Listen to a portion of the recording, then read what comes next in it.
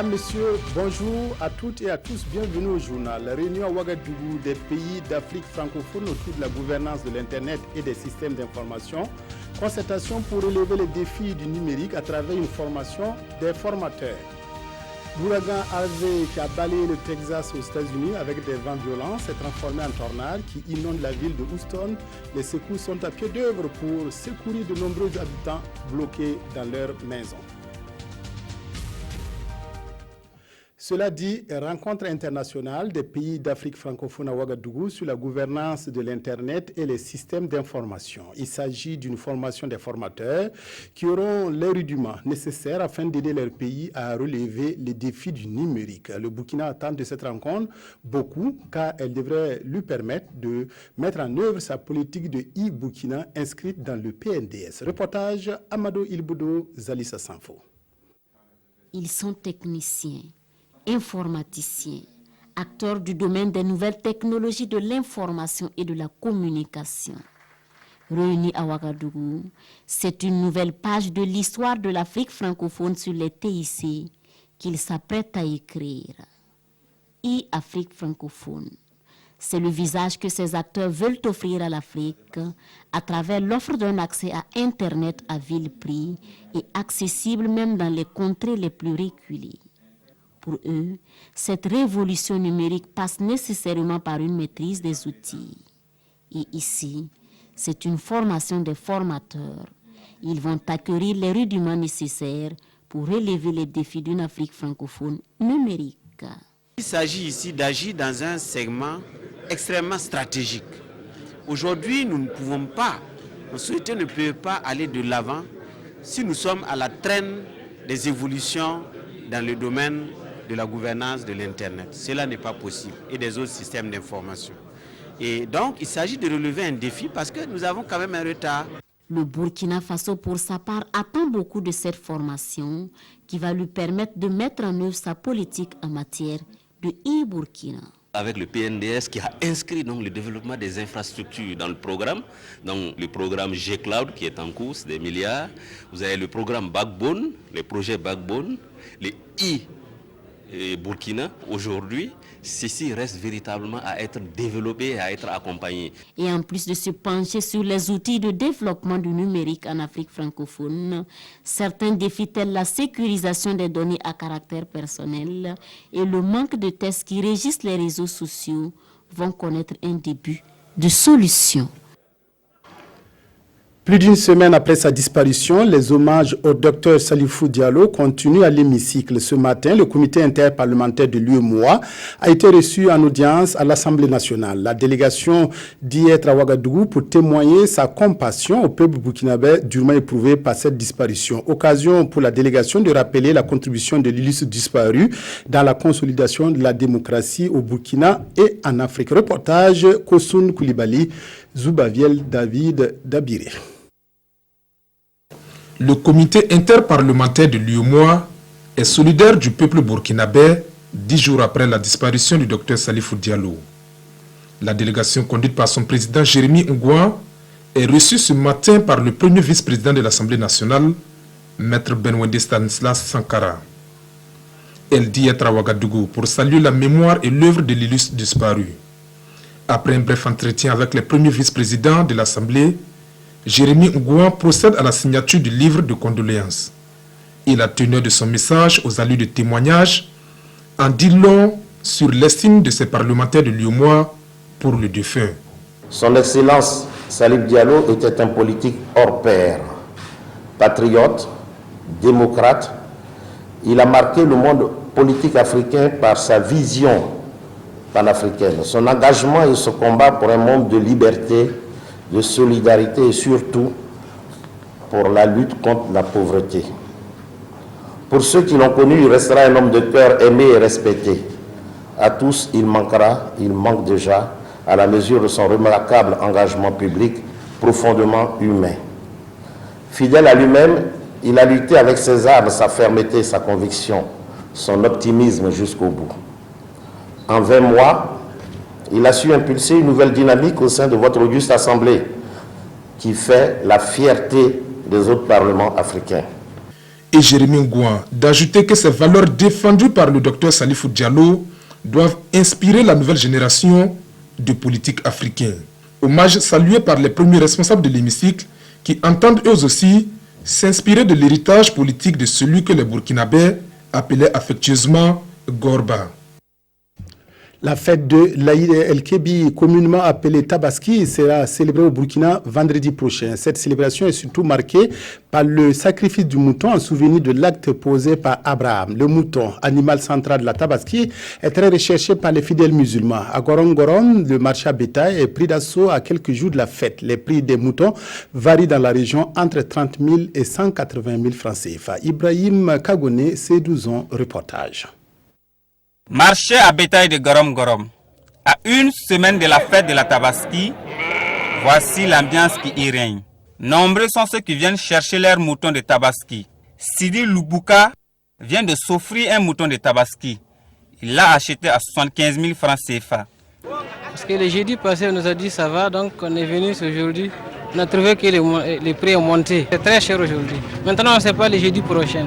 Comme ça va rentrer, peut-être ça sera un peu moins cher. À l'intérieur, l'affluence est au rendez-vous. Vendeurs et acheteurs échangent ça et là. Ce vendeur propose ces deux moutons à 250 000 francs CFA. Mais on n'est pas encore tombé les prix d'avant. On est là, on est déçus. Donc on veut que... On va voir dans ici le soir comment marché doit être. Donc, ça l'a fait 1 an. Les petits là fait 7 mois.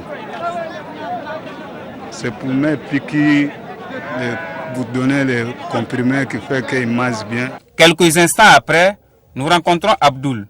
Il vient de trouver un acheteur. J'ai vu un mouton de 150 000.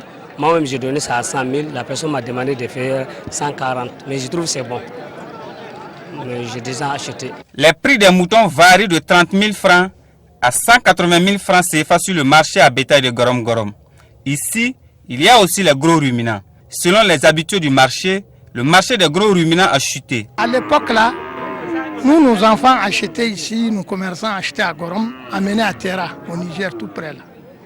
Et il y avait des gens de Nigeria qui venaient acheter. Et ceux-ci ne viennent plus. C'est-à-dire que même si tu achètes ici, tu vas ailleurs, tu ne peux même pas trouver le prix que tu as acheté. Avant, on amenait en Côte d'Ivoire, là-bas aussi ça ne marche plus. Comment il faut faire? Il n'y a que les petits taurions, quelques vaches femelles que nos bouchers de Ouara viennent ramasser. Chaque animal sur le marché à bétail de Gorom-Gorom est assujetti à une taxe communale. Et les collecteurs sont assis sous cet arbre à l'entrée qui fait office de bureau. Les gros ruminants font 250 francs CFA par tête et les petits ruminants 100 francs CFA. La saison de pluie, période d'angoisse pour de nombreuses localités du Burkina, enclavées à cause d'infrastructures routières impraticables. Un exemple pour étayer nos propos, la route Samorogouin-Sendo dans le Kénédougou. Cette voie reliant les deux localités est impraticable comme à chaque hivernage, d'où cette interrogation des populations à quand la fin du calvaire. Manekayen Moumounibaro à Bobo Dioulasso. Depuis le mois d'août, la commune rurale de Sindo, située à l'extrême ouest du Burkina, est presque coupée du reste du pays. Cette situation est la conséquence de grandes pluies qui s'abattent sur cette localité. Des grandes pluies qui rendent impraticable la route départementale numéro 151, seule voie d'accès au chef-lieu de la commune. C'est ici même le grand problème, car on ne connaît pas exactement la profondeur. Mon véhicule est tombé en panne plusieurs fois et il s'est aussi maintes fois embourbé. Chaque année, à partir du mois de juillet jusqu'en fin octobre, et ils sont carrément coupés du reste du Burkina. Voilà, pour problème de... Vous voyez, il y a des véhicules qui transportent des marchandises de Bobo et je pense que à ce niveau, il peut passer près de 72 heures là-bas. Les denrées périssables qu'ils transportent, ça subit le coût. Essentiellement basé sur l'agriculture. On y produit des milliers de tonnes de céréales, mais la voie étant fortement dégradée, l'écoulement des produits devient alors difficile. C'est une zone où nous pratiquons l'agriculture. Il y a le coton, le maïs, le riz, comme vous pouvez le constater déjà, il y a le soja.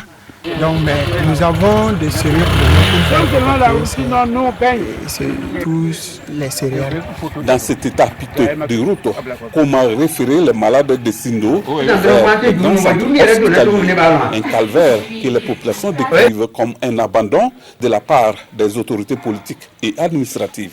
Concernant l'évacuation, pendant les saisons pluvieuses, il n'y a pas de voie. L'ambulance n'arrive pas à venir au service. Souvent, on met les femmes là dans les tricycles et on met les femmes dedans. L'ambulance les croise en Gorlani, 9 km d'ici.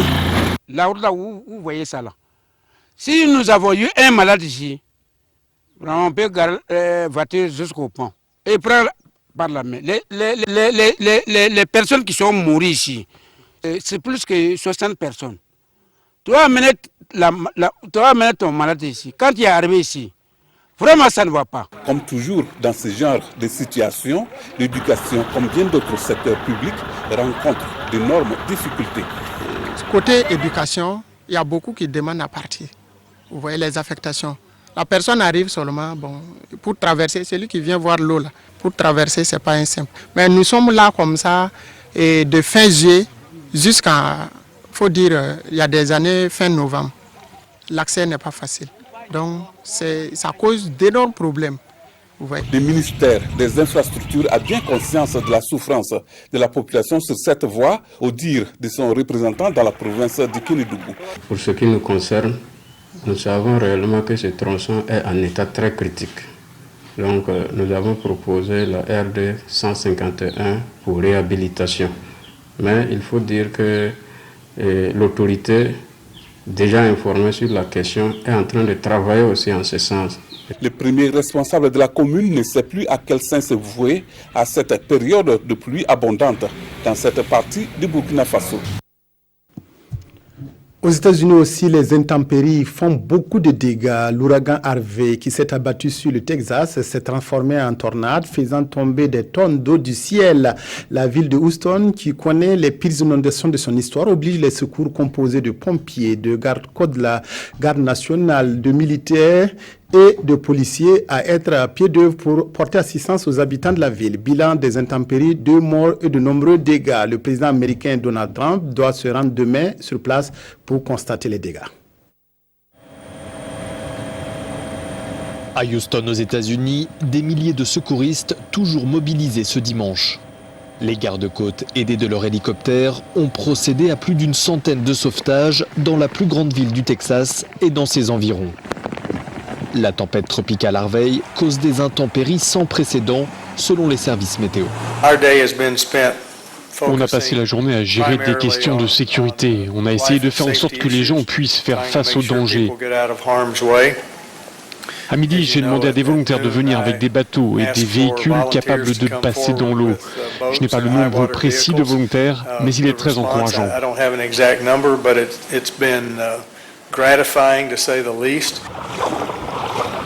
La tempête Harvey a fait au moins 3 morts, un bilan provisoire.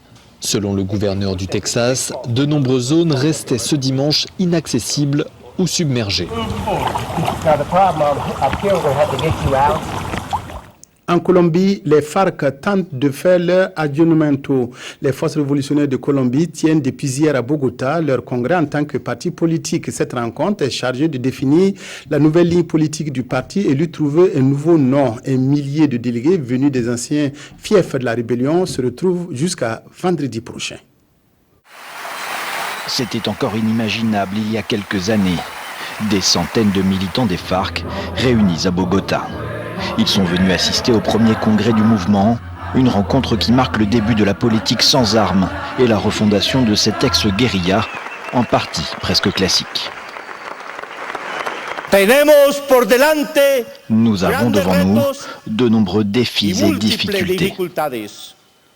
Rien n'est simple en politique, encore moins lorsqu'il s'agit d'activités révolutionnaires.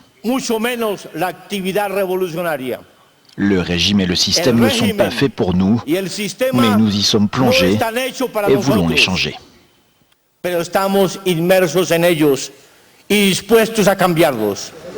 Ce sont donc peut-être les derniers soubresauts d'un mouvement fondé en 1964. Même le nom devrait être changé en vue des élections de 2018. Le terme révolutionnaire pourrait disparaître de la nouvelle appellation. Un attentat suicide perpétré par les talibans contre un convoi militaire afghan a fait 13 morts dans le sud du pays.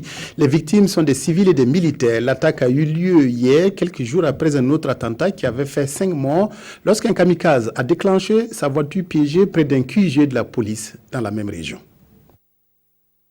En Afghanistan, un attentat suicide fait au moins 13 morts dans la province du Helmand, dans le sud du pays. L'assaillant a fait sauter la voiture piégée au passage d'un convoi de soldats de l'armée afghane. Une dizaine de personnes auraient également été blessées. Les talibans ont revendiqué l'attaque dans un message adressé à des journalistes. Il y a 5 jours, un autre attentat avait eu lieu dans la capitale de la province, une région qui est aujourd'hui un des fiefs talibans en Afghanistan. Nous ne sommes pas en mesure de vous proposer ce midi la revue de presse des quotidiens. Théoboum Evelyne Dabiré vous donne rendez-vous ce soir à 20h. Merci d'avoir suivi le journal. Excellent après-midi à toutes et à tous.